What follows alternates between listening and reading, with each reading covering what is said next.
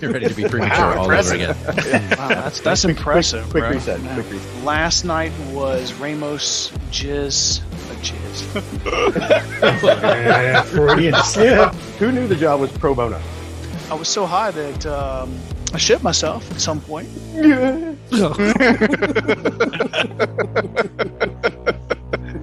Okay, I can still hear somebody. Everybody mute. Goddamn, you're killing me. My SEAL Team 6 went to SEAL Team 12. There's nothing wrong with punching above your weight. To play with you. better. Well, I don't know what's worse. You're a ginger or you've been vaccinated. You sit around and drink and solve the world's problems, right? Welcome, ladies and gentlemen, to the first episode of Assline News, not to be confused with headline news. We're just going to give it to you a little differently today. I will be your host and anchor, Fat Thor. With me today, I've got our investigative journalist and U.S. reporter, Grinch, our foreign correspondent, Haas, who is abroad, Konnichiwa. and our sports and entertainment reporter, Big Mac. And we are happy to be here. We're going to be bringing you all of the headlines. Really? This is what you're doing? Aww. Get out of camera shot. Jesus Christ. So we are here to bring you all the most important stories with our Assline News. Happy everybody's here. How's everybody doing today? Good. Oh, My ass is good. Well, All right. Good. Nice All and right. firm and toned. And by the way, dude, you're not fat, Thor. You're fluffy. Fluffy Thor. He's like a marshmallow. He's all soft and gooey. Stop it. We are working. Let's keep going. So let's go ahead and jump into our drinks. Mac, we're going to let you go first as our sports and entertainment correspondent today. What are you drinking, brother? I made a PB&J. No. So, but what are you screwball? drinking? Not What am I you're drinking? eating. Yeah, the Not the what you're screwball jerking. I can imagine what you're jerking. What are you drinking? Well, for that's when I'm jerking, it's about 12 inches. You folded it in half. 12 inches of dreams and fantasies. That's it. So, yeah, All right. What is it? PB&J. well, you I had this tried- before. I have done this once Oh, before. yeah. I remember So this. circling back to it, it's the screwball peanut butter whiskey with a little Yes. bit of grape liqueur. All right. He circumcision back to it. I like it. There you go. A little PB&J in your mouth. Yummy. All right. How is our investigative journalist doing today, Grinch? What did you bring to the table to drink? I am doing the Kentucky Buck. Oh, in a You cup know, or a barrel. We have our bell cow, and he inspires when he's here. And when he wasn't here, It was upsetting. that was sad. It was. And so, to honor him, I have done the Kentucky Buck. That was awfully thoughtful. Yeah, All I don't right. think I need to explain it. No. No. At this point, if you do, there's a problem. Feel free, anybody, to go out and Google Kentucky Buck. I'm sure you'll have Big Mac's face right next to it. All right, Haas, what about you, brother? What did you bring to the table today in your foreign correspondence role? Interesting and coincidentally, I too was also sad that Mac wasn't here last week, and very pleased that he decided to join us again this weekend. You know, he didn't have any other pressing matters that were way, way more important than us, because heaven fucking forbid. But in honor of his sweetness and just all around awesomeness, I have a Kentucky Buck. I do. Nice. Oh. Excellent. A What were little the different, odds? a little different type of copper cup, but we get it. I do. Yep. All right. Well, I appreciate that from our foreign office. I will go last then as the host and anchor. I decided to go completely different. Yes. Can I guess? Did you make a Moscow Mule? I did, as a matter of fact. Look at you. The only difference is I subbed out vodka for bourbon, and so it's going to look and taste a lot like a Kentucky Buck. You cocksucker. Yes, it does. The worst part was I thought about making one. that was actually my original drink before I swapped to the You PB&J. dude. We actually rolled the dice that it We were might be. hoping. We did. We hoped. That's awesome. Shit. All right. So 3 Kentucky Bucks and a peanut butter and jelly sandwich. So Gentlemen, hold on, but Mac, you almost had a what instead of the PB&J? The Kentucky Buck. A Kentucky Buck. Okay, cool. So see now A Tennessee deer. Thor can like sub that in vocally. That's I'm going to go back and I'm going to dig out the episode where he had a Kentucky Buck, and I'll just stitch that in right there. Which And one? all look at them. Right. Right. I've got plenty to choose from. All right, gentlemen. To all of our reporters out there in the field, I say welcome. Cheers. Cheers. And let's have a good episode. All right. On this episode of Assline News, we're going to be covering a number of different stories around the globe. So let's waste no time. Let's jump into the first one. I'm going to let all of us kind of talk about these, even though, you know, you may have particular bends on all of the stories we're going to talk about. But the first one I'd like to discuss, do this, because I do want to keep us on track. It is that one. All right, and let's go to work. So the first story that we're going to be discussing here is the latest from our president, Joseph Biden, in the State of the Union address, and the shit show. Well, oh, that was not. There was All 10 right, seconds. I was moving wondering- on. 10 seconds. Let's go. Next topic. I don't know how to work this thing. You and technology clearly aren't Is that aren't not friends. Let's do that. Let's 10 try hours. this. You So I dumb can't fuck. win. Nah, poor guy. 10 seconds, 10 hours. There's got to Right. be a sweet. I feel like there's a sweet spot in there Right. somewhere. That's what his wife says. There we go. Yeah. So Long our Goldilocks. No, it's wet spot. Wet So our spot. first story that we're going Fair to enough. cover today is going to be the State of the Union address by our sitting president, Joseph Biden, and the kind of shit show that revolved around that. I don't know if anybody watched that or saw the notes on that or any of the information about that, but it was despicable, disgusting, and just completely unnecessary. So, Haas, I know you being the foreign correspondent out of the country, this may not be on your radar, but I wasn't aware if maybe you had heard or seen anything. I'm still American, so yeah, I still understand, follow American understand. politics. Yeah. Okay. I'm Grinch, you were aware. going to say something.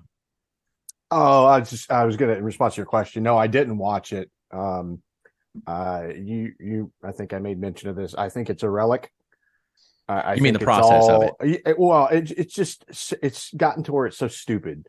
Right. You clap for certain parts, you don't for others. Anyway, I mean, I got it. It's the best way, or that's the way we've always, rolled out the president's vision for the coming year in February. I just think I don't know. It's theater at this point. It is. And the despicable part about this particular set of theater was that the Republican Party decided that they were going to voice their displeasure through the entire thing, led by none other than we all know and despise Marjorie Taylor Greene, who, in my opinion, should have no voice in Congress, and yet has seemed to find a way to have one. She would apparently shout the word liar from the seats. And I guess the sitting majority leader, Kevin McCarthy, I guess had said, during this speech, I'm going to be respectful of Biden, and I am asking that my party does the same thing. Clearly that didn't happen. And it demonstrated that he has an incredibly loose grasp on his own fucking party politics. Yeah. Well, not only that, he's in charge of a bunch of fucking children. He is. I mean, they're not adults at this point. If that's the way No, and that's funny that you mentioned the word child, because one of the things that was actually mentioned by both parties is we were going to be the adults in the room tonight. And that obviously did not come to pass. And I guess he eventually started trying to shush his own party and, tried to settle them out. And that didn't work because they're just an unruly bunch. And to Biden's credit, he apparently didn't seem to have a problem sparring with the Republicans as they shouted at him. And his own party said it was actually one of the best things he did for himself, was not just kind of pushing through the speech. show a backbone. He did. And so I guess I was impressed by that. Now, yes, Grinch, I think it is a relic, the State of the Union. And one of the things they say is any sitting president, when they're doing the State of the Union, they don't go into it with the intent of, hey, this is all the good things I did. But a lot of times that's what it devolves to. Yeah. I mean, it sets the stage, especially if you're going to, going into an election year. You're trying to summarize your achievements while laying out the vision. I don't have an issue with what it is. I have an issue with what it's become. Right. I mean, we're even tracking statistically, how many claps, how many standing, how many cheers. It's like, who gives a shit? And that's not a barometer that tells you whether or not it's good or bad. At the end of the day, what those 500 people in a room are doing doesn't really affect me in terms of their behavior. But it is kind of disappointing to watch this happen. And the State of the Union is supposed to be a way to kind of unionize both sides of the aisle. And clearly there couldn't be a larger divide than we currently have. I think it clearly just polarizes both sides now. Right. And yes, it is sad that we're moving into an election cycle. 53% of Democrats don't think Joe should run again. I mean, the man is 80. I was going to say, I'm not sure that I can argue with them on that, but then who becomes your next best option, right? Right. I don't know. Again, it was despicable. It was disgusting. I hated to see it, hated reading about it. It just, like I said, all it does is speak to the division in this country and how wide it's gotten and how wide it continues to get. So, if you didn't see it, if you were fortunate enough not to see it, but you went back and looked it up, I mean, you'll see what I'm talking about. There's plenty of video footage out there on YouTube, the way people were behaving and acting in the room. But yeah, so that's our first story of the night. Let's move on. The next story, Mac. This next story, I'm going to pull you in as our sports and entertainment writer. We talked about January 1st. We talked about the Rolling Stones releasing the top 200 greatest artist list. Singers. I apologize. Well, Billboard decided they were going to follow up with the 50 greatest rappers of all time. And I sent this out. I wanted everybody to see it and get, obviously, from our sports and entertainment person, you're reporting. I'd like to know what you thought of this list and did it pass muster? I'm going to be 100% honest. Unfortunately, this week I did look. Oh. I did look, but I did not get a chance to kind of go through the entire list to kind of see where everybody fell out on it. You saw my take. Obviously, Biz Markie was not number one. Right. So I'm calling bullshit on the whole list right off the bat. No, there were some folks in the list that, number one is Jay-Z. I mean, definitely, should be in the top 50, but I don't know if he's number one. Well, again, is he there because of not only what he's done for rap, but with Rockaware and the things that he's doing with his own brand? It's more than just rapping. I mean, when's the last time that dude put out a fucking album? Exactly, right? And then you look at Kendrick Lamar at number two. I mean, again, I have not scrolled all the way through, but you've got Nas at number three. I've gone to number four, and I haven't even seen Dr. Dre. He's deep in it. I know, right? Which it throws me off a little bit with everything that he's contributed to the rap world. Tupac at number four, I can buy into that. Eminem at number five, maybe not so much. So you put Eminem at number 5 and Dr. Dre at 40. Now, I guess if we were talking greatest producers of all time, Dre is in a whole different category at that point. Yeah, but I mean, he's also a great rapper in his own right. So, you've got I think Snoop Dogg and Eminem both above Dr. Dre. I don't know. I'd have to go through really with a fine tooth comb, but Kanye West at number 11. I didn't realize this was the list of top Jew haters, but okay. Yeah. Before really quickly, I just want to roll this out. So the difference between Rolling Stone and Billboard, to Billboard's credit, they did put out their list of criteria, and it says teams took into account the following criteria in no particular order: body of work and achievements, charted singles, albums, gold, platinum certifications, cultural impact and influence, how the artist's work fostered the genre's evolution, and longevity, years at the mic, lyrics, storytelling skills, and flow, vocal prowess. So those were the criteria that Billboard laid down for their people to use when determining this list. And you've got 50 Cent ahead of Ice Cube? No, thank you. Moving right along. That is curious to me that 50 Cent would be above. Even in the top 50. Yeah. I mean, I'm sorry, but 51 Cent. Yeah. Yeah. Where's Kilo? Yeah, not on the list. Yeah, see, that's a shame. Yeah. Well, I think Ja Rule wasn't on the list either. Yeah, he came out and actually said something about it too. Yeah, his quote was, "There ain't 50 rappers dead, alive, or waiting to be born better than me." Right. Or his tweet. Yeah. And again, in fairness to him, he does say at Billboard, "Congrats to everyone on the list, well deserved, but check my resume." Right. I mean, there's a lot of folks on here that you look at like Chuck D, number 34. I feel like he should be a lot higher in terms of what he and Public Enemy brought to the the evolution of the space. Of the industry, right? Because they were kind of there, at the forefront of it, and 50 Cent just kind of rode on their coattails along with Eminem, and again, no disrespect to them as artists. I think they're fantastic at what they do, but they did not help necessarily define the genre. Right. So to have some of these folks ahead of them or behind, there's Dr. Dre at 40. Busta Rhymes is on the list. Ice-T is like 45. I mean, Ice-T at least, and I guess to some I degree, feel like Queen Chuck D, Latifah should be way higher than 44. Well, I feel the same way about Ludacris. in terms of too high, too low. I think he should be higher. Okay. Well, and again, because I was Yeah. going to say, like your Chuck D from Public Enemy and your Ice-T, not only did they do a lot for rap, but they did cross-genre shit. Right. I mean, who else on that list did that?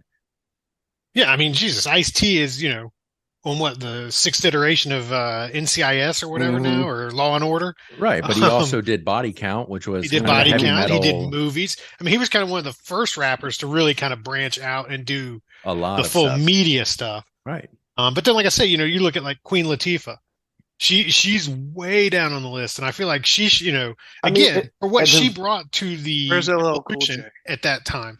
He's on the list. 14. He was At 14. a minimum, Queen Latifah should be where Nicki Minaj is. Right. Oh, how the fuck is how is at Nicki 10. Minaj ahead of Queen Latifah? Okay. So again, before we get too far down the rabbit hole, It's like any list. It's subject to the person reading the list and the person making the list. right. This may Rev Run from Run DMC is 49. That seems really low. Considering that Run seems like DMC kind way of set low. the stage for a lot of Pioneers. Right. Yeah, and you've got nobody from the Beastie Boys on here. I was about to say, Which I think again, you could say, well, maybe they're not rap; they do a lot of everything. But I would say they should be considered in the list for sure. I may be mistaken. I thought they got entered into the Hip Hop Hall of Fame. Beastie Boys did. I'm sure that they did. If they didn't, it's a shame. Yeah, I believe they did. And again, this is neither here nor there, but only one white guy on the list, and that's Eminem. And you're telling me Beastie Boys didn't pave the road for that happening? Right. In that genre? Come on. Look, all right. So real quick around the room. Rolling Stones, we had our opinion about that. Billboard, Mac, does it Hot pass muster? garbage. Yeah, what he said. Yeah, hot garbage. Okay. He summed it up for me. I mean, I don't take as much issue with the rapper list because I don't know as much about the in genre. terms of the music, Right. And like the ins and outs of the industry and producers and so forth. I felt like I knew more about the Rolling Stone list, but you could probably poke a lot of holes in that. But at the end of the day, I feel the same way. Like if you're on it or not on it, I think you're sleeping just fine. Yeah. Because your paycheck is still coming in. Yeah. These are All a lot right. of wealthy motherfuckers who probably don't Exactly. do this shit. And I'm sorry, Sir Mix-a-Lot not making the list. Are you serious? Yeah, he's not That's on not the even list. possible. Yeah, Who's the person that I need to write an email? they were A an strongly idiot. worded I email. mean, Let me know if how you that can works out rap for you. about buttermilk biscuits, I mean, That's a tall task. yeah. in and What of else is itself. there in this world to do? I don't know why. What screen are you all seeing right now? 2 minutes left. Your countdown. Okay, just making sure. Okay. So I've got 2 minutes to talk about Swap Meet Louie. No, Baby Got you don't. Back. My Hoopty. There you go. Well, I appreciate your take on the sports and entertainment Sloss. take on that. Let's go ahead and move on. All right. So this is something that has been in the news for a while now, and I definitely think it bears a conversation, and that is all of the interesting objects that seem to be floating over the United States and then getting shot down. So hold on. I got a question because I got to be honest with you. So again, you guys, I think you guys realized I wasn't on last week. As I was so, brutally ridiculed at the beginning of this I just thought episode. you were very quiet. I mean, it wasn't brutal and it wasn't ridicule. I honestly had it no was an idea. acknowledgement of sadness. Yeah, so I had no idea this was even going on until I got a text message from a buddy going, "Hey, are you outside looking up?" Because we were actually in Wilmington last weekend, walking around the campus. No idea this was going on. Could have easily probably looked right up in the sky and seen this balloon cross over into South Carolina before it was shot down. Yes. So I don't know. Maybe I missed it, or I'm just not plugged in. But I'm to your point. I'm certainly seeing more and more reports. There was one over Latin America, I believe, and now there's been another one that was just shot down over Alaska. And this one over week. Canada, right? Is that Mhm. Now, believe are one these- in Canada? They Do we know, are haven't these all said- Chinese, or have they identified them? I mean, as far as I'm tracking, what they've said was they shot down an object over Alaska and they were tracking an object over Canada, but I don't I don't know the latest on that. Nobody wants to come out and say. But what the United States said was they believe it is a global effort for signal collection, intelligence gathering, and as a consequence, I think 5 or 6 Chinese affiliated companies have been put on. There's a name for the list, and I can't think of it, but it means they can't have access to any, certain technology that's American technology. Well, and I think the original thing. So when they claimed it was a weather balloon, they actually had some sacrificial lambs at some Chinese weather agency that got fired, probably, stoned, beaten, their families taken out as China, right? To kind of help solidify that bullshit story. Probably. And I mean, how do you lose in today's technology track of a weather balloon? You don't. That then just starts floating over the over. And if that's what it was, you proactively tell the countries it's going to traverse. Exactly. Right. If you really know that's what it is, you would say, "Hey guys, we lost track of this. You're probably going to see it floating across. Shoot it down when you want to, right? Or whatever." But yeah, I'm like, it's China. Something sketchy's going on. And Grinch, to answer your, with going back to what you said about the Canadian one, updated on Politico's website at 11:06 a.m. today, Eastern Standard Time. It does say that an unidentified cylindrical object over Alaskan airspace and Canadian airspace was shot down. Okay. A separate object, and it violated Canadian airspace yesterday. But we don't know if this was some sort of a Chinese weather balloon or extraterrestrial activity.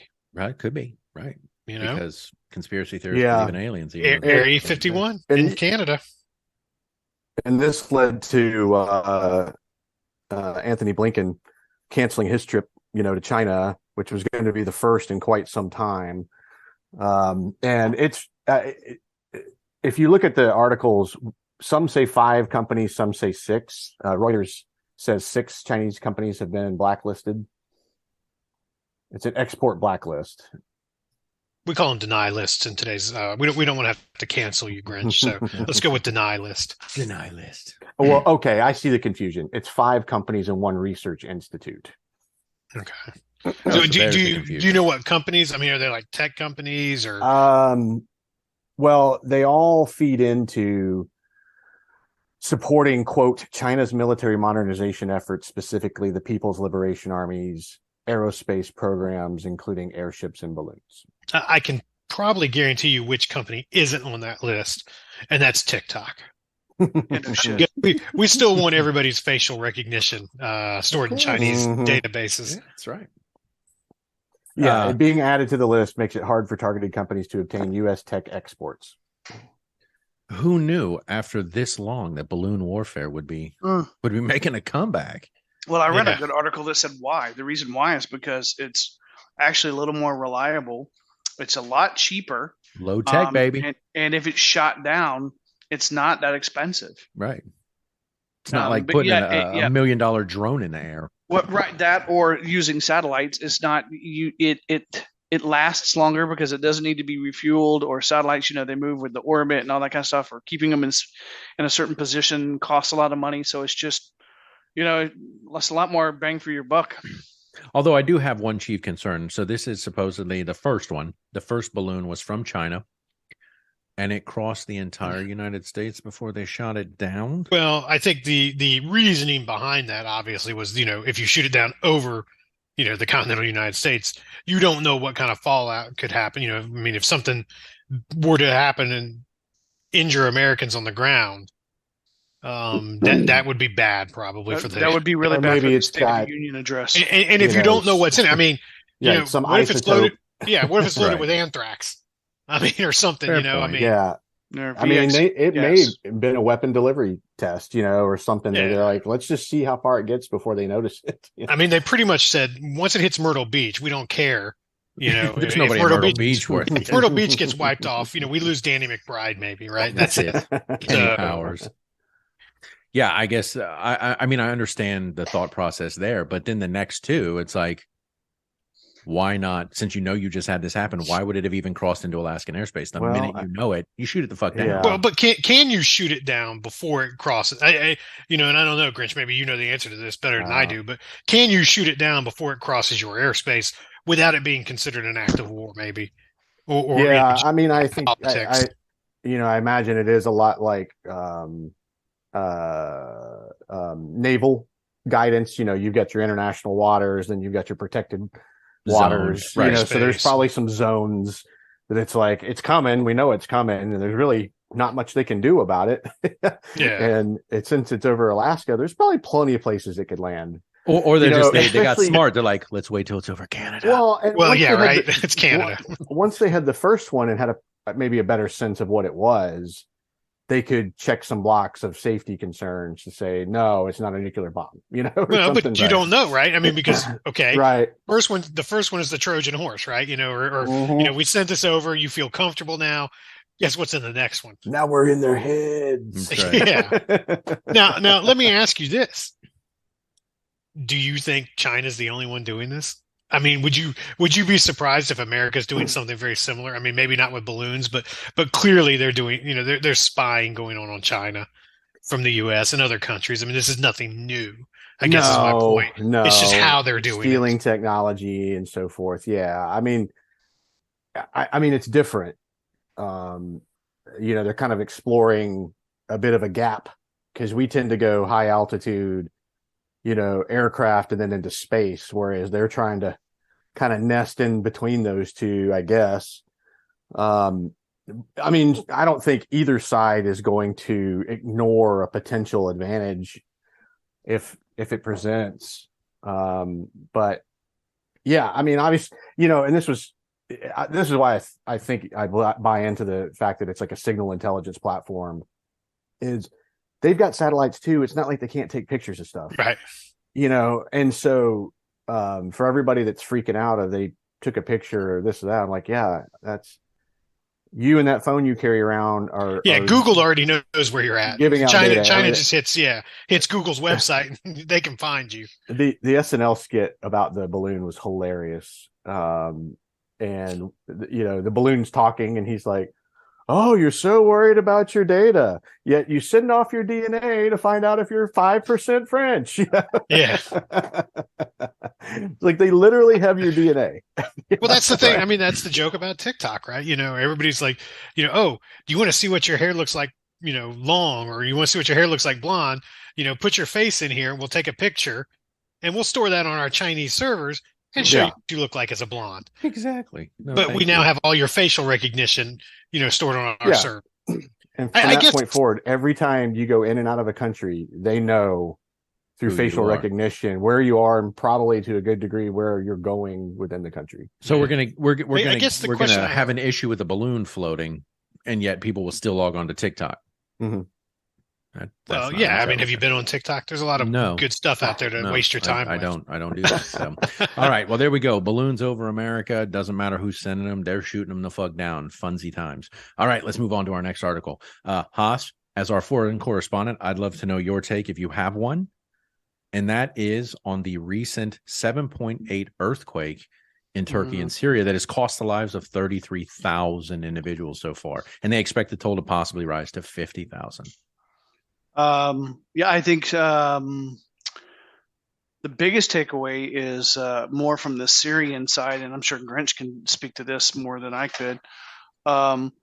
It's just a shame that you have a country that is so duplicitous that nobody trusts to be able to go in and bring aid and help, and then they have the gall to turn around and call out the UN and be like, you motherfuckers can't come in and help us. You can help everybody else, you racist pricks, but you can't help us. And it's like, well, A, you don't really have the infrastructure, and B, we can't trust you not to kill us. You've been in a civil war for 12 years. Like, what do you want from us, folks? Right. I think that on top of, I know there were some Austrian rescue members who were violently threatened and borderline attacked in Turkey, but they got that straightened out, and I think they got some military support, and they took a break, they left. They got some support and kind of got everything calmed down, and they went back in and helped out. But I mean, it's sad. It's tragic. I know that also in Turkey, they have created a fund and organization of lawyers and government officials to help with suing some of the building manufacturers, because apparently these buildings were not up to code and they were supposed to be. I saw that. And so, again, also tragic that in the 21st century, that should not be a fucking thing. That should not be an issue. It should be a non-factor. Yeah, ask the folks down in Florida at the what was it, the Sunrise condos? Yep. Same yeah, thing. but at the end of the day, if you're from a Syrian perspective, if you're embroiled in a 12-year civil war, how are you even building buildings that are going to last long enough for it to matter? They're not going to spend the time doing the architectural necessities for knowing you're going to blow them up in a week. Right. It's weird because you can see pictures of the one time the one and the name of the city eludes me, but the main city in Turkey that got hit the hardest. You can see an area where the same builder built all the buildings, and there's buildings all around that are not perfectly fine, but they're not rubble. Right, they're not giant heaps of freaking concrete and steel and whatever like the others are, and so it's tragic, but it's even more tragic because some of this, or maybe even a good portion of this, we'll know years from now, was probably somewhat avoidable. And then, like I said, and on the Syrian side, it's also sad and tragic that the UN wants to be able to go and help, and I think there's a couple other nations that want to go in and help, but they just won't because they can't trust the situation there geopolitically and militarily. Right, they don't want to put their own people in harm's way.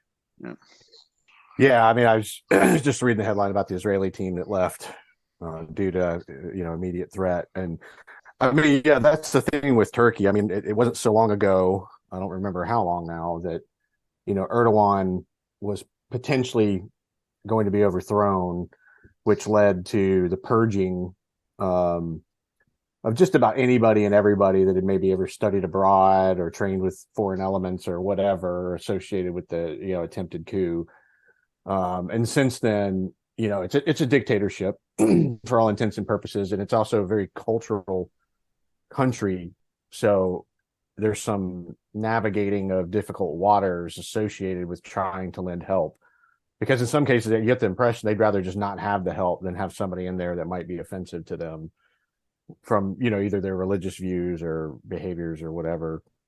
And then Syria's a very complicated country still. Yes, ISIS was driven out, and 7 years ago, I don't even know what year this is right now. But it's not like it's a fully functioning nation with healthy emergency response systems. I mean, during that same period, if we recall, is when, Russians were bombing parts of Syria and targeting hospitals and things of that nature in an attempt to shore up what's his name from Syria, who's still there in power. So it's like you couldn't have picked two countries to be more difficult to support than those two currently. Yeah, because I'm trying to remember, didn't Pakistan deal with an earthquake maybe like 2014 something? Sounds familiar. Somewhere, I don't remember when, but it's similar. Pakistan's a very complicated country with very difficult terrain. They've got the Fatah, the whatever zone.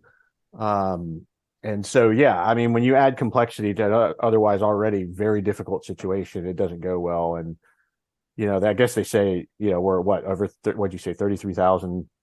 Currently. It's probably going to keep going. That's what they're saying. Could be upwards of 50,000 before it's done. Wow. The article I said is if they don't get to you within like 130 hours, I mean, you're dead of dehydration. Dehydration, right? Like there's just doesn't matter. Yeah, injuries sustained. Right. I mean, you could have gotten in a situation where you're like safe and you're not actually hurt, but if they can't get to you before you're dehydrated, that's it. Too bad. And to put it in perspective, obviously, as our foreign correspondent, you're in Vienna, Austria. The distance between Vienna and Istanbul, Turkey, which are the two closest points, less than 800 miles. So that's like from where I live up to like Raleigh, North Carolina. Yep. So it's not that far away when you think of it in terms of that.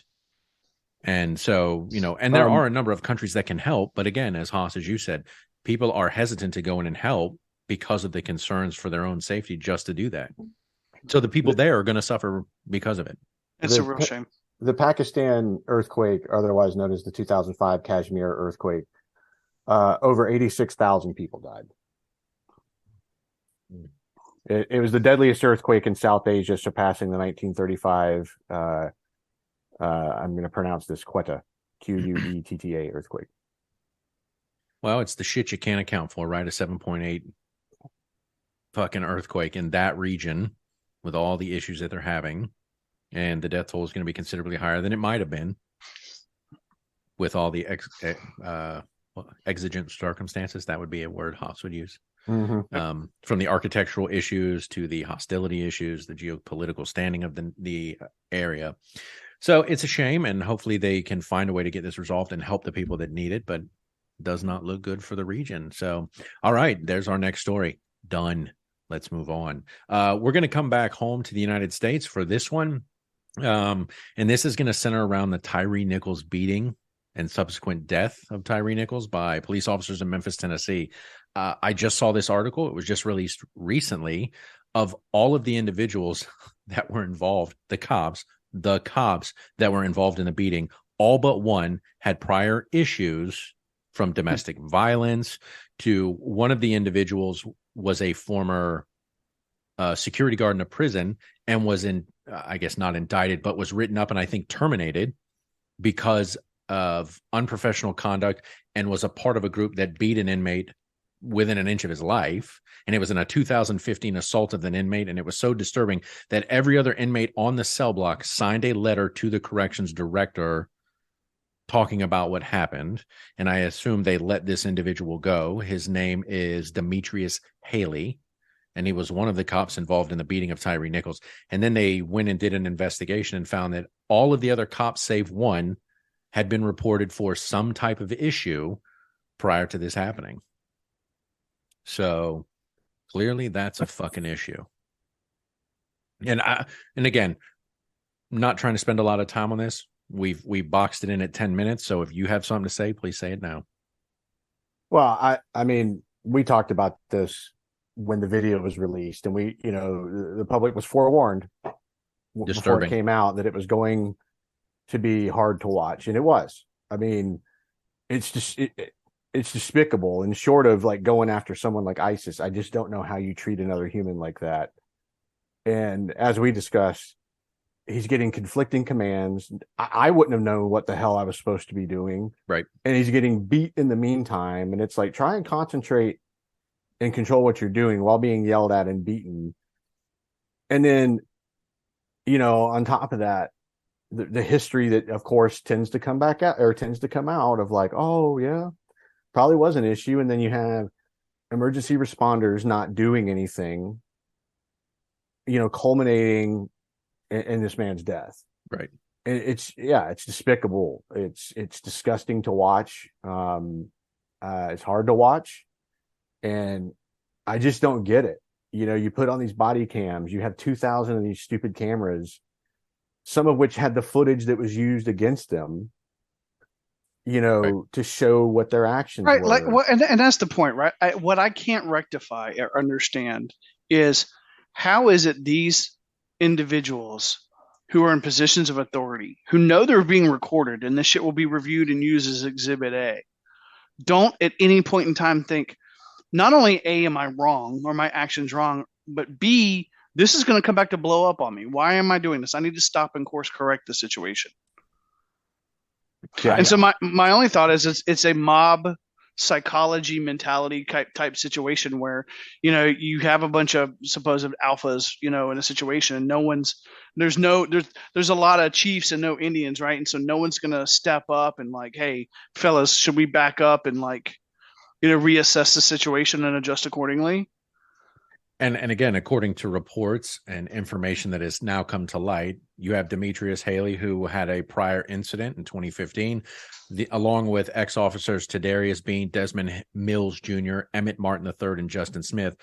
All of those officers, except Tadarius Bean, had infractions in prior work record, policy violations including using physical force during an arrest and failing to fill out forms related to it, failing to report domestic violence situations, and the list goes on. And it's just like, well, clearly there was something that indicated they had issues. Now you're putting all these guys together, and then when something happens, like you said, it's a mob mentality.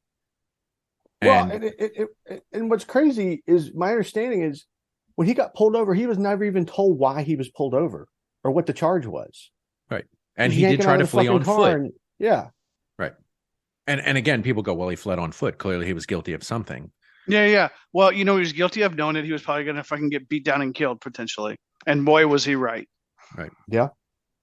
And it is a fucking shame. And it's a shame that this is still the type of thing that we're dealing with here in this country after it has occurred. First world nation, all this money and technology, and this is where we're still at.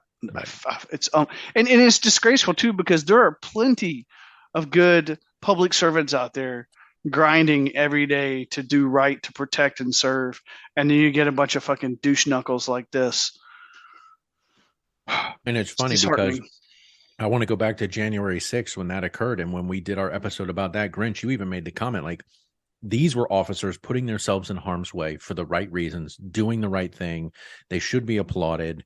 You felt bad for that situation. They didn't back down to the mob mentality of the people, of the public that were trying to take over the Capitol at the time. And then in the reverse of that is then you see these people, again, peace officers sent to serve and protect. And like, you couldn't get more diametrically opposed between those two sets of officers.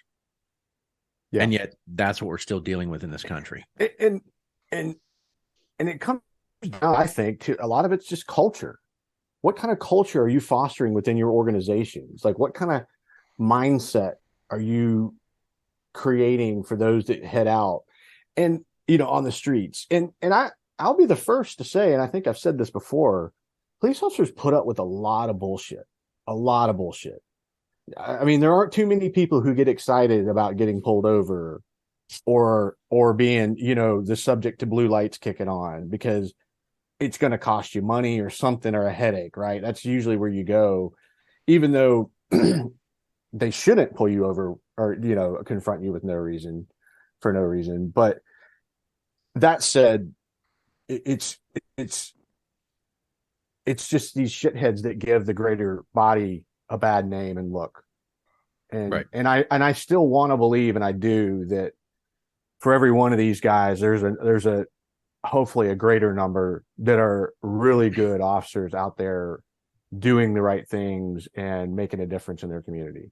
And I believe that I think 100%. You're 100%. Yeah, I think you're 100% right. The problem is that doesn't make for good news stories. The officers that are out in the community, interacting with the folks on their watch, that doesn't sell, ad time or, make the news. It's not sexy, right? They want to report on, and sensationalize. And I shouldn't say sensationalize because clearly this was a shit show of a situation, but that's what makes the news, unfortunately. And it should, because it should be, everybody should be aware that it's happening, but you're absolutely right. I think for every one of those, I hope there's, 10 people out there that are doing the exact opposite. Well, one can hope, but again, and this is sad to say, it's probably not something any of the four of us have ever experienced. I mean, I don't like getting pulled over. I'm always like, fuck, what'd I do? Fuck, and I'm sure we've all been there, but I don't sit there and go, I'm fearful for my life. Mm-hmm. I can't imagine what that's like, because again, you look at what we should be doing is we look at the police service as they are serving and protecting.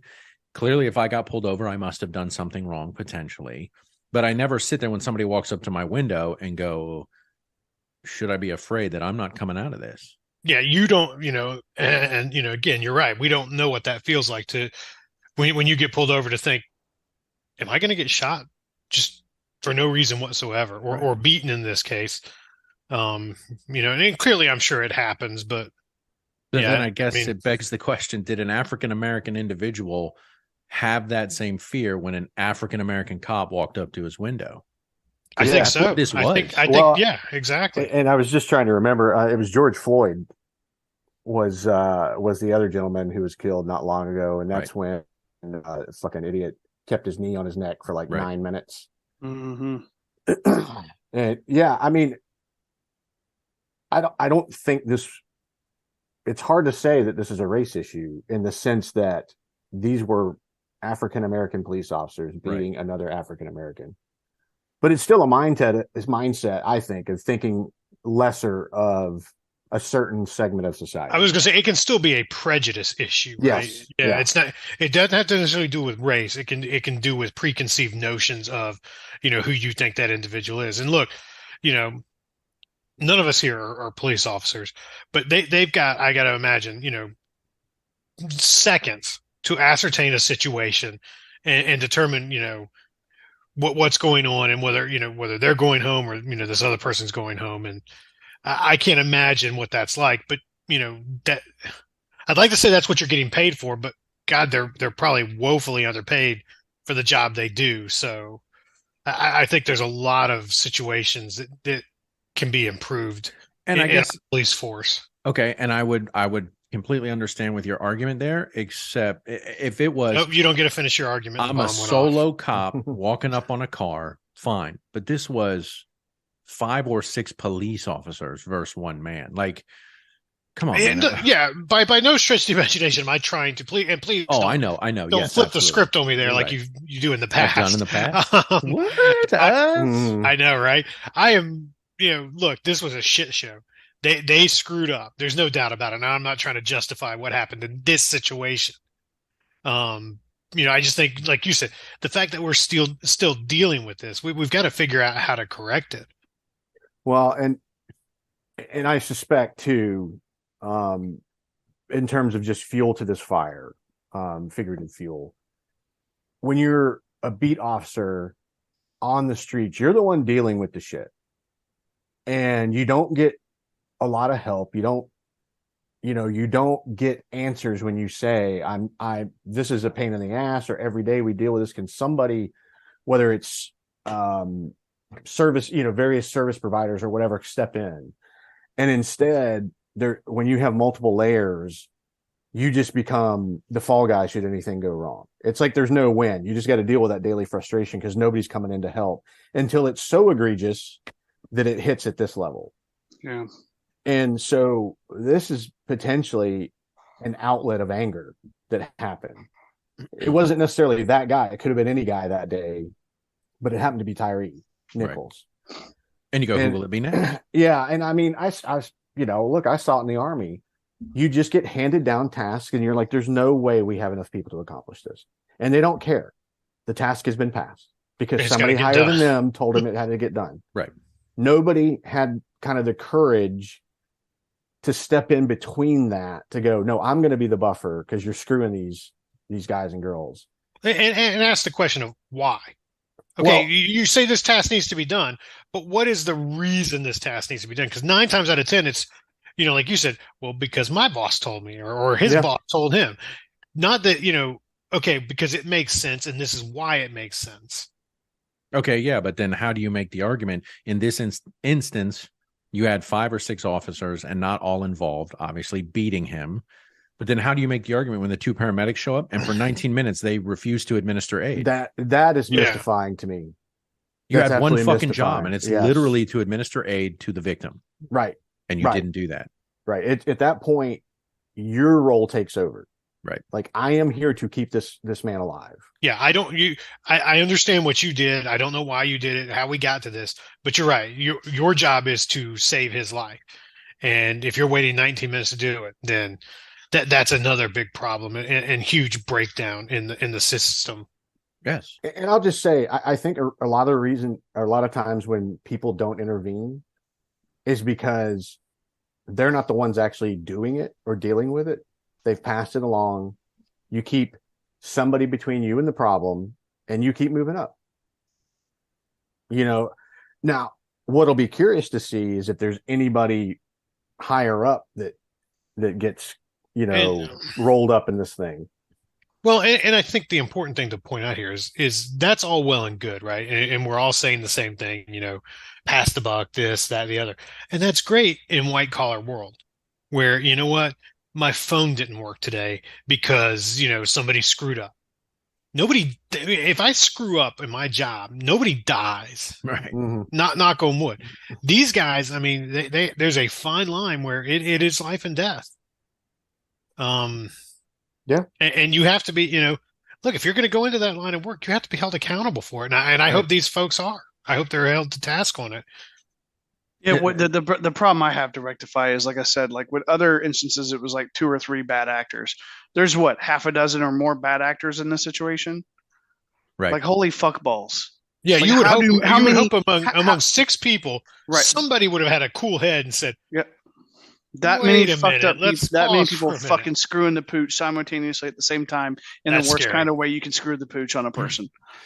I guess for me, and this is silly for me to say, but I put myself in that position as a cop, and I think the only thing that would be in my head is like, if we kill this guy, I'm a cop. I'm potentially going to prison. That's not going to end well for me as a cop. but in I think the fucking problem prison. is The they problem don't is think until of it that way. until recently, that's not been the situation. They thought they They've could get been away with it. protected. Until recently, what happens is they get freaking fired, and then they have to wait 2 or 3 years, and then their fucking pension shit kicks in. They Okay, get, And like, they I don't want to essentially say get, they like, think they get away with it. It's not but a they golden realize that there's parachute. no real punishment. I've there, heard it's you know? called a copper parachute or something like that because they're cops and coppers and the element, whatever. But I see what you did there. yeah. Essentially, I think that's what happens. Is I know there was an instance out, I want to say in Arizona, where the guys like pulled that kid out of a hotel room and they had him crawl to him and they still shot him and killed him anyway. And yeah, they got charged and fired. They got found not guilty for a lot of things, and they basically lost their jobs. But then their pension shit kicked in like a few years down the road when no one else was paying attention. And they're like, we're good. Yeah, But I because think they end up going But- into but private here's my- security anyway. You know. right. Here's my concern is somebody has to do this job, right? I mean, we have to have somebody to help kind of uphold the law. And I mean, if I don't know. Come unhinged I'm trying- jerk off. No, I'm just kidding. Well, no, I mean, if you're constantly, being put in these situations, and again, I'm not talking about this situation in particular because I think we all agree it was a total clusterfuck from the get-go. Right. But if I've got to pull somebody over and walk up thinking that all right, well, if this goes down or this goes down, that could be my career and that could be my life. What? And I'm making $30,000 a year for that. Right. No, fuck that. think Bro, they make cops, more man, than they that. make like more than 60, that. 70, 80 Okay, fine, grand. but They make good money, bro. You get my point, though, right? Right. I don't think it's good enough for the shit they have to put up with. Maybe not. I know, Thor, you already mentioned this, but 4 of the 5 had previously either been reprimanded or suspended by the department for various offenses. Right, but apparently based on the way that the system works, they don't check that's not public knowledge in terms of like if there's an issue or something's reported. Therefore, they can apply for other jobs, and nobody is the wiser. Mm-hmm. Yeah. And it's like, well, that's a problem because you're putting a known issue back in a car. Is back it on the though? I street. mean, Here's the problem. The problem is they're not getting the tax dollars they used to get to fund and train and all this stuff.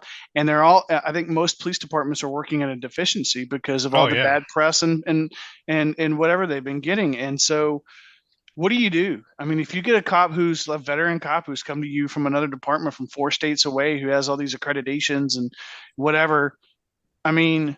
You're just happy to have a body. Right. You don't have to right? train them, but now you've got another person you can put on, patrol rotation.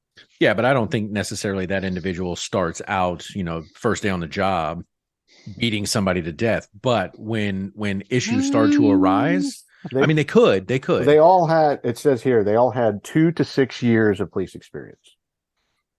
So Okay, they weren't look. rookies. Yeah, and all I'm saying is just communicate. You know what I'm saying? And that's it. And if somebody comes to you and they are applying for a job, you contact the previous fucking employer and go, did they have any issues? Yeah, they beat a guy. But Excessive just force. like any job, right? And Hoss, you may be able to attest to this. There's only so much you can say. Absolutely. And whether that's right or wrong, I don't know. But yeah, I think it's did they work here and are they eligible for rehire? Yeah. Now, the eligible for rehire clearly should be the answer trigger a lot that of says questions. Yeah, So, probably not because they beat a guy to death. HR officials kind of have a loophole for that they use, but Yeah, the it's bottom, called LinkedIn and Facebook. Well, but the bottom line is that if somebody wants to hire somebody, they're going to hire them because if they need to hire them, they're going to hire them. Right. It doesn't fucking matter. Well, and I get, they're in this hot spot policing unit and a Scorpion. But I tell you what really sickens me is And in documents obtained by the New York Times, former Officer Haley admitted he had taken cell phone pictures of the battered Nichols while he lay bloodied and wounded on the street and shared the pictures with at least 5 people, including a female acquaintance. See, that's just a That's fucked up fucking individual disgusting. that should be fried. Yeah. Yeah, and here's what I don't Sounds understand. sick. I mean, that's a sociopath type fucking move. Like, Yeah. aren't there supposed to be stopgap measures to prevent people like that from being cops?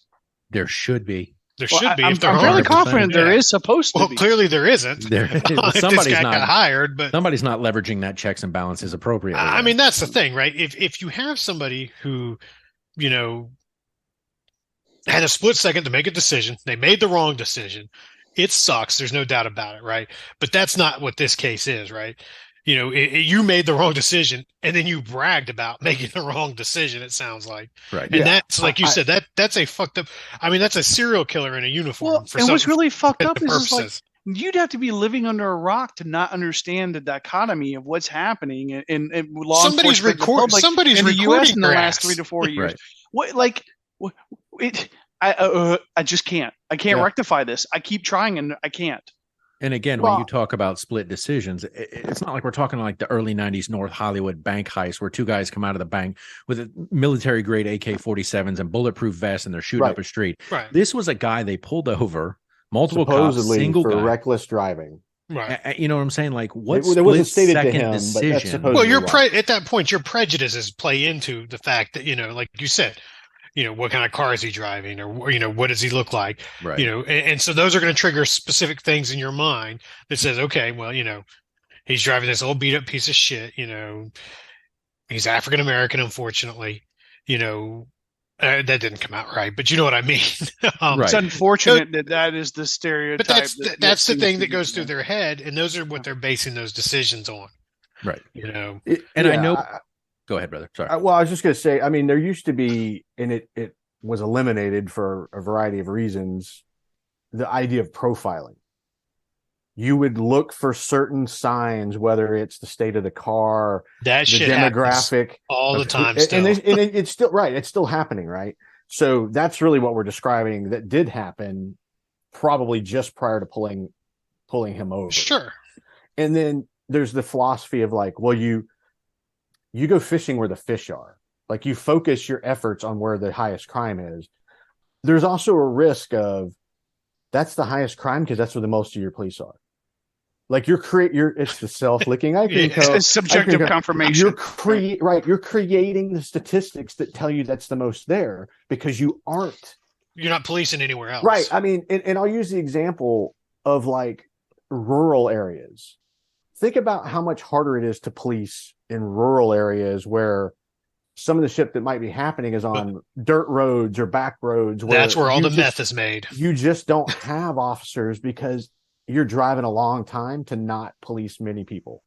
Yep. As opposed to these urban areas that are highly, highly populated with a lot of people that don't have good paying jobs.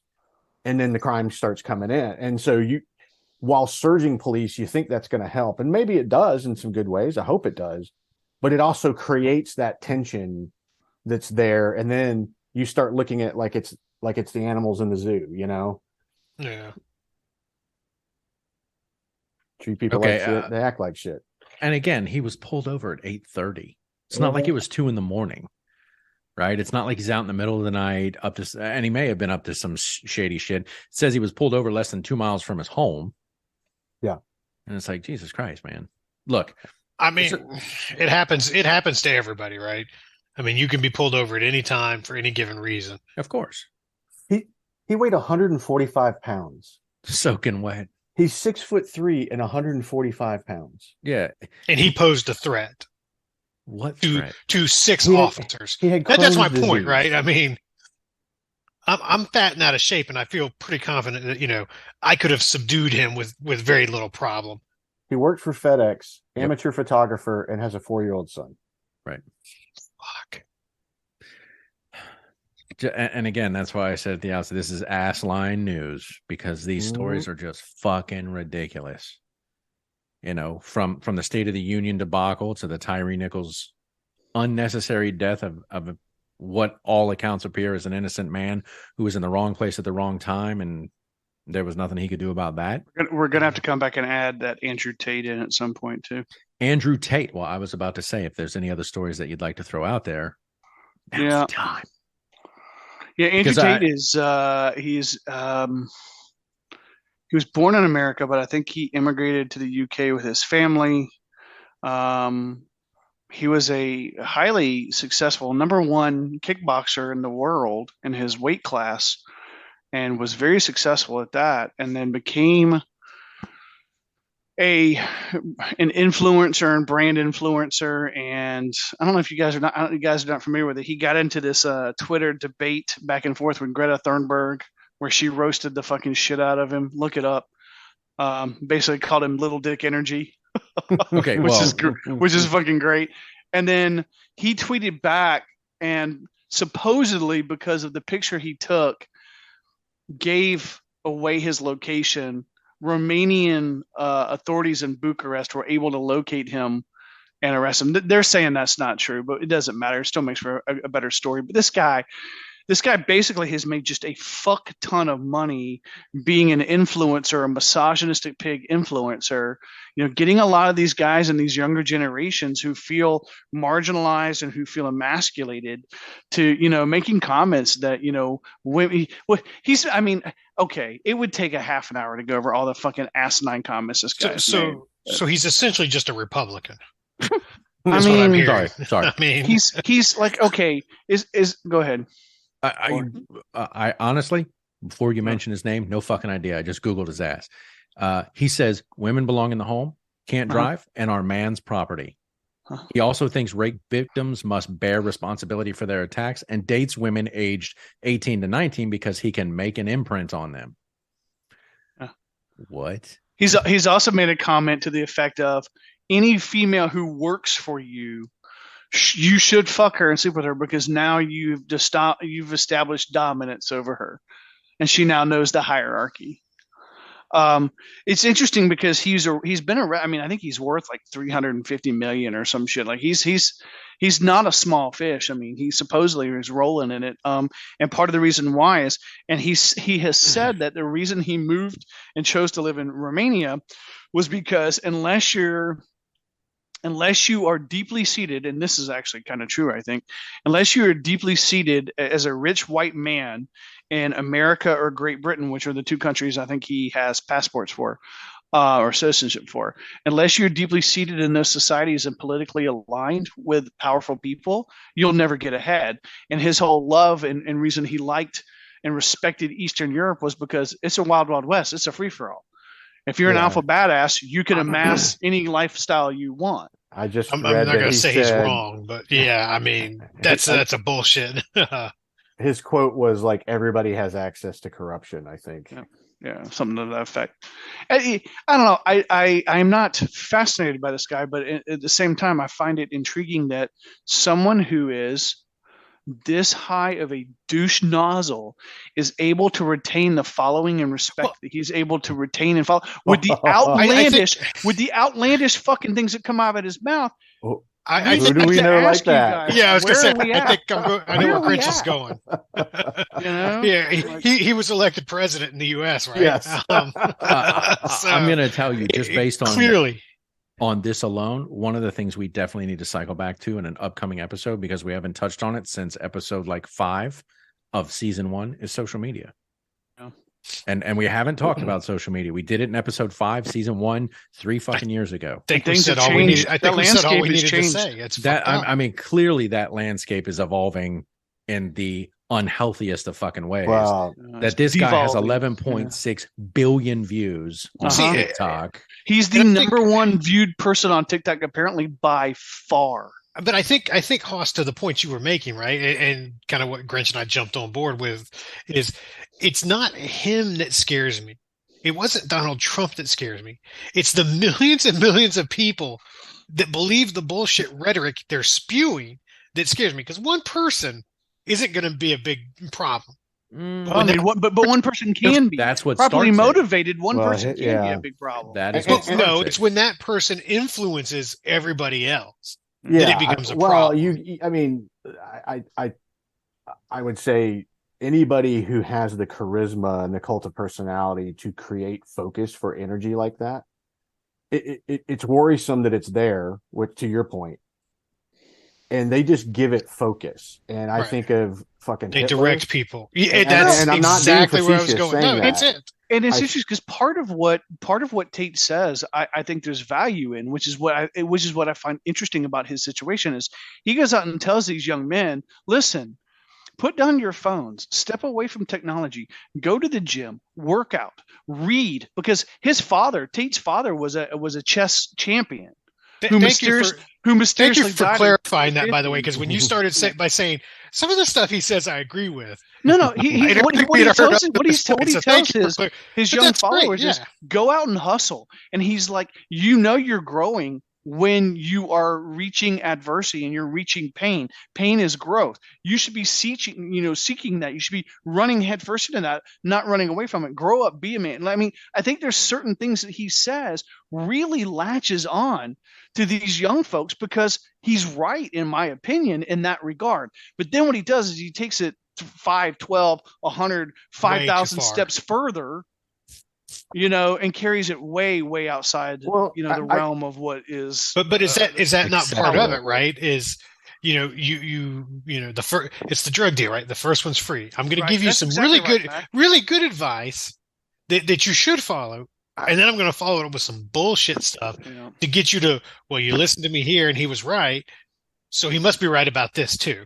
Yeah, I mean, jumping on both those points, I'm with you, Haas. I mean, and I think the reason I would also feel comfortable, because I do believe, I subscribe to the view you can learn something from everybody, because I can also meter what I bring in from that person and know when I'm going, but not that.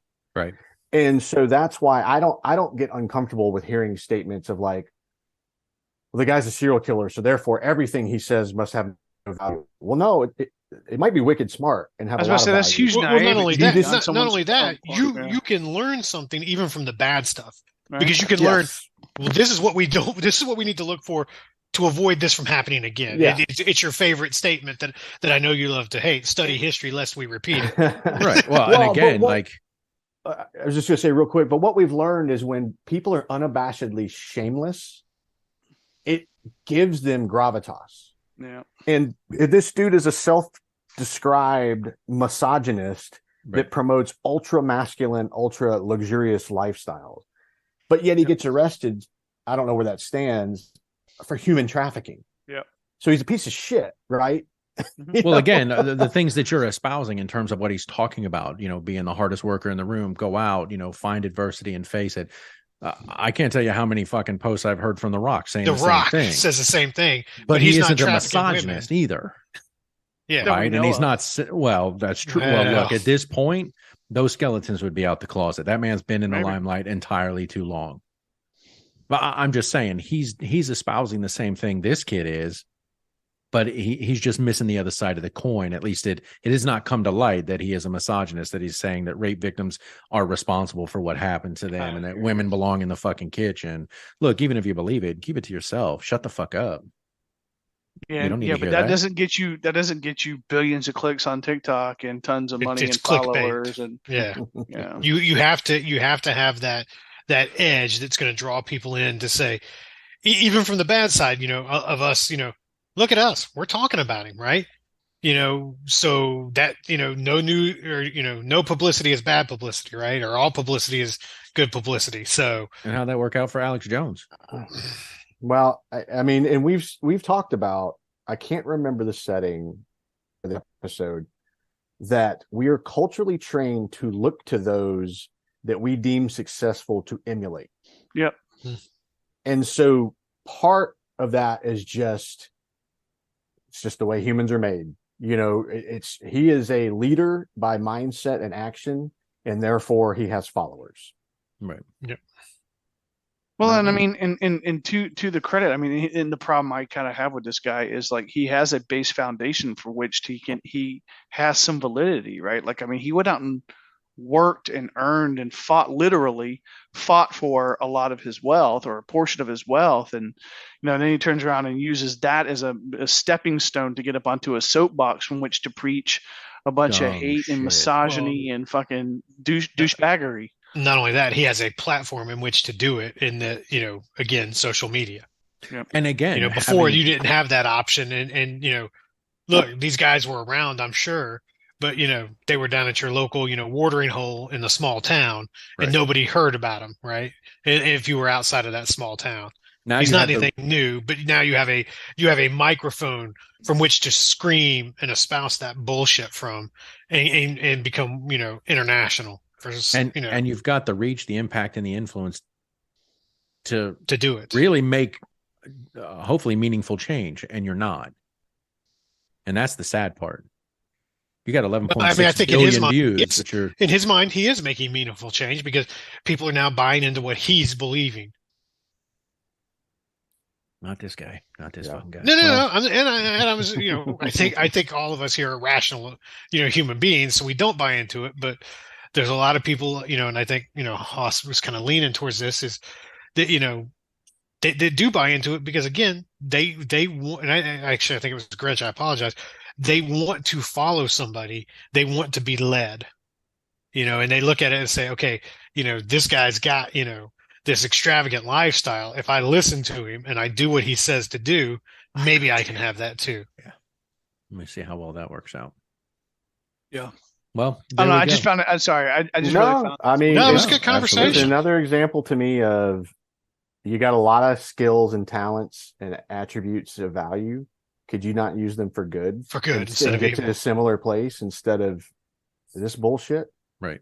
And and when you're willing to peddle in garbage and just fake phylacteries of human corrupt, life, right? Disingenuous products or whatever. And then I know the person's not good, and I realize that's kind of a nebulous term in the world, but yeah, I mean, this is a guy, he could get run over tomorrow, and I would be happy for it. I think the world would be a better place. Yeah. And again, like, what does that say about you? It's like me? No, I'm saying about him. He gets run over by a train tomorrow and he's not missed. What's that say about your legacy? Yeah. It's non-existent. Yeah.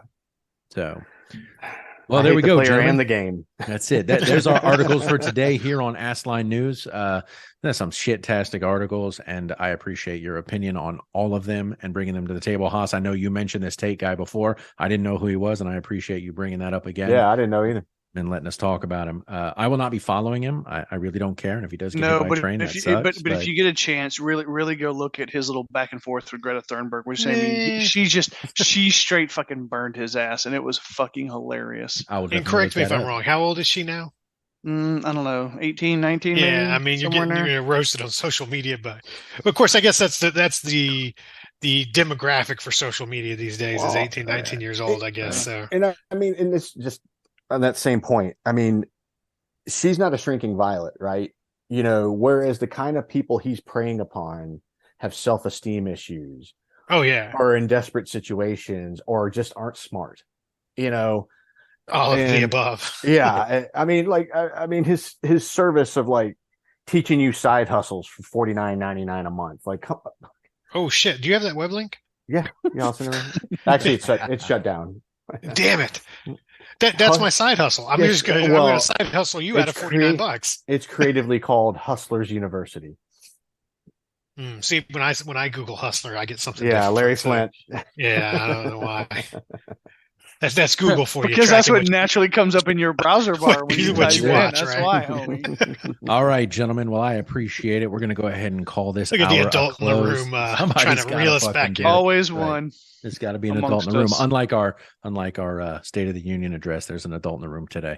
Gentlemen, I appreciate it as always. Please check out our website at aspirittedebate.com. You can check out all of the drinks. The Kentucky Buck, it's a favorite. Mac loves it, and so do we. You can check out the peanut butter and jelly. It was the Kentucky Buck, a peanut butter and jelly, and a Kentucky Buck. Kentucky Buck. Now, you guys didn't all use the same whiskey or bourbon, did you? Because that would have been fantastic. Probably not. I went top shelf. I went Weller. I went top shelf. Nice. baller. Very nice. Yeah, I went hey, 4 brother. rows of single barrel. And Jim being Grinch. black. There you go. Nice. All right. So you can check out our website at spiriteddebate.com, all the drinks that we have here. Any episode you'd like to listen to, it's in the vault there. There's a lot of them, a lot of hours to comb through. Please feel free to go out and listen. Or you can hit us up at the full horsemen at spiriteddebate.com.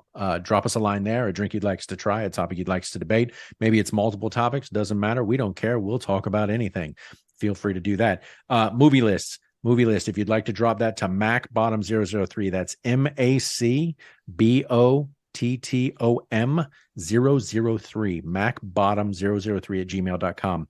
Movies that you would like Mac to watch, fucking send them there. Movies you consider to be a classic, It's it a really, would be really long atrocious. list right now. It'd be atrocious if you knew someone who had never seen this movie. That's it. So you can go ahead and drop a line there, and movies you'd like him to watch, we'll get him on the list, and we will make sure that he is moving that list along. Gentlemen, as always, thank you so much. I appreciate doing this with you week in and week out. I love you guys, and I can't wait to do this again. I appreciate Talk to you being done with you every week. later. Wait, being done with me? Like the end? Wow. Okay.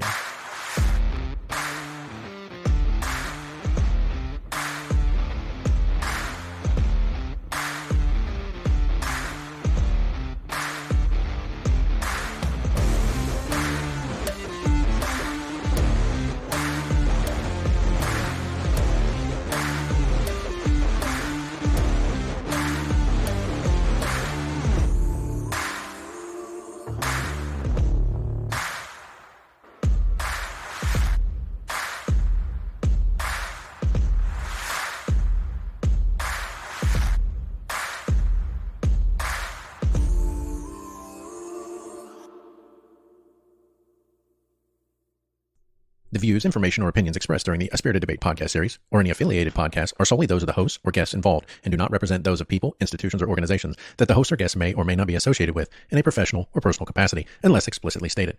While guests are invited to listen, listeners acknowledge that they are not being provided professional advice from the podcast or its guests. The content within the parameters of A Spirited Debate podcast series or any affiliated podcast are for entertainment and educational purposes only. Any views or opinions are not intended to malign any religion, ethnic group, club, organization, company, or individual.